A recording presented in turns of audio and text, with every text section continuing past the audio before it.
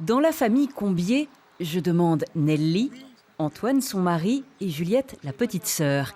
La première est auteure, le second ancien guide de la caverne du Pont d'Arc, la troisième illustratrice.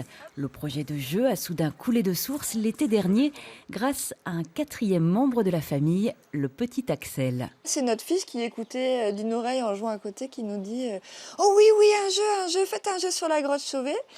Et on s'est dit, bah oui, pourquoi pas. Et du coup, on s'est dit, mais quel jeu? Et il est allé chercher son jeu de cette famille corse. Il dit, un jeu de cette famille de la grotte Chauvet. Voilà, il était à peu près 22h, donc ça devait être un samedi soir.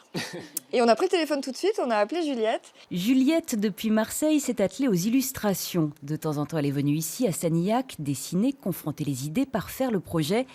Elle a exploré la grotte en réplique et virtuellement, épousé les traits esquissés par ses lointains ancêtres, avec un grand respect. Plus je travaille dessus et plus je me dis, finalement, ils avaient un niveau de dessin qui est complètement équivalent à celui d'aujourd'hui. Il n'y a pas eu tellement d'évolution depuis. On croit que ça évolue, mais en fait, ces hommes, il y a 36 000 ans, ils dessinaient aussi bien que les gens d'aujourd'hui.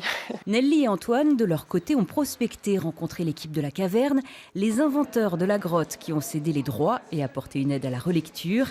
Le couple a aussi rédigé les textes à partir de l'expérience de guide d'Antoine.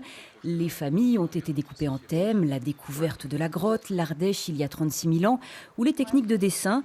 Il fallait captiver les enfants et défaire les idées reçues. Le panneau fait 12 mètres de long, le panneau est situé au fond de la grotte, il fait 12 mètres de long, et après tu parles de la scène de chasse, qui est la scène centrale. D'accord. Le fait que justement, il n'y a pas que les hommes, on ne sait pas. Si c'était que les hommes qui dessinaient, on a tendance à les montrer.